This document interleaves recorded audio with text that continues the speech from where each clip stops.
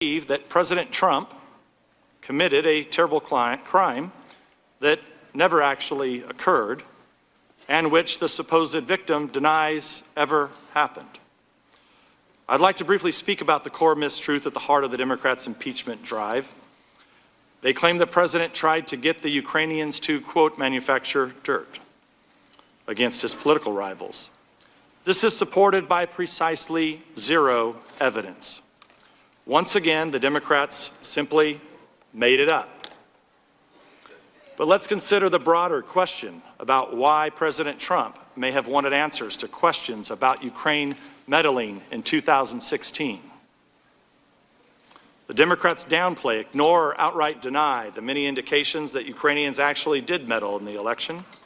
A shocking about-face for people who for 3 years argued that foreign election meddling was an intolerable crime that threatened the heart of our democracy.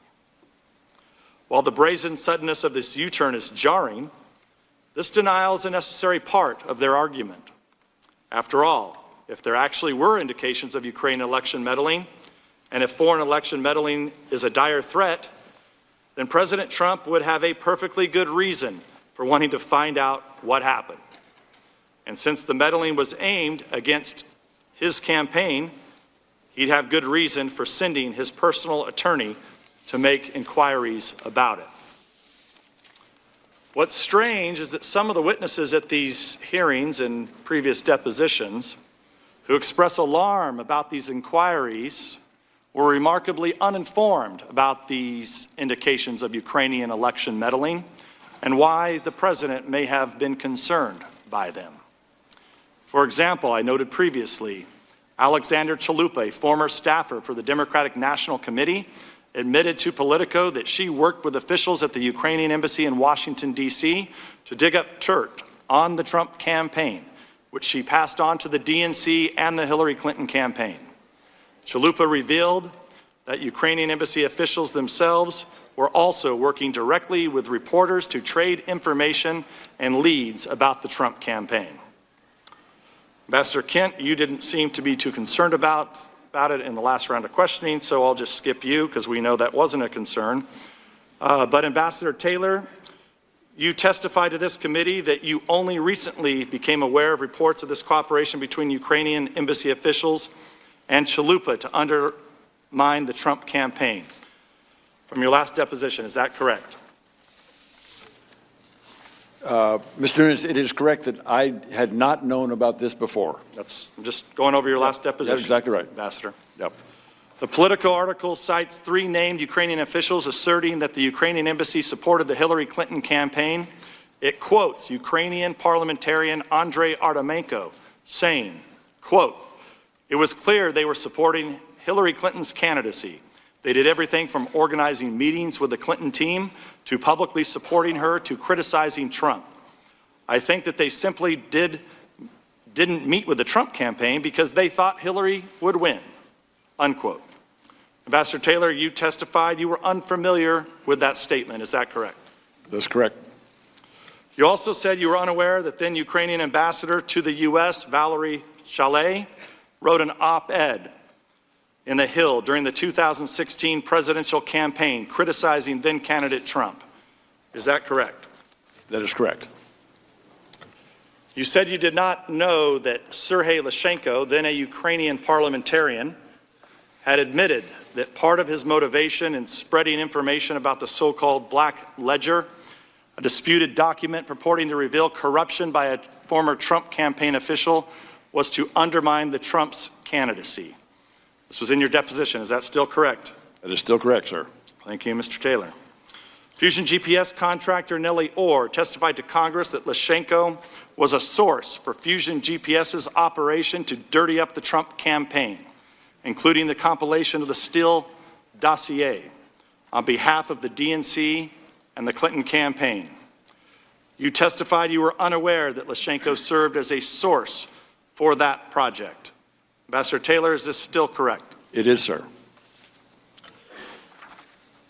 You said you did not know that Ukrainian Internal Affairs Minister Arsen Avakov mocked and disparaged then-candidate Trump on Facebook and Twitter. Is that still correct?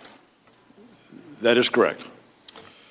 Ambassador Taylor, in your testimony to this committee, you said you were never briefed on these reports and statements, that you did not do due diligence before taking your post to discover that the president's and Mayor Giuliani's concerns may have been, and that you did what they may have been, and that you did not discuss them with Ambassador Yovanovitch. That's still correct? Yes, sir. Furthermore, you said it upset you to hear about the many indications of Ukrainian election meddling. Your precise words were, I'm going to read them back to you, based on this political article, which again surprises me, disappoints me, because I think it's a mistake for any diplomat or government official in one country to interfere in the political life of another. That's disappointing, unquote. Ambassador Taylor, is that still your testimony? Mr. Nunes, it is. Subsequent to that, I looked into the circumstances for several of the things that you just mentioned. In 2016, candidate Trump had made a statement saying that it was possible that he would allow Crimea to go back to Russia. He expressed the sentiment or the opinion that it was possible that Crimea wanted to go back to Russia. What I can tell you, Ms. Nunes, is that that sentiment is amazingly inflammatory to all Ukrainians. So I can understand that. Are you aware during I believe it was the 2012 election when at the time President Obama leaned over on a hot mic to the then Russian president and said that he'd have to wait till after the election? Was that inflammatory to the Ukrainians also? I don't know, sir.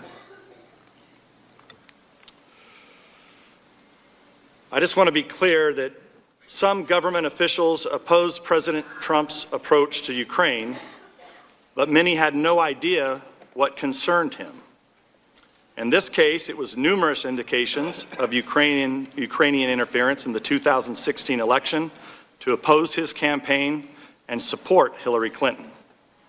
Once you know that, it's easy to understand the president's desire to get to the bottom of this corruption and to discover exactly what happened in the 2016 election.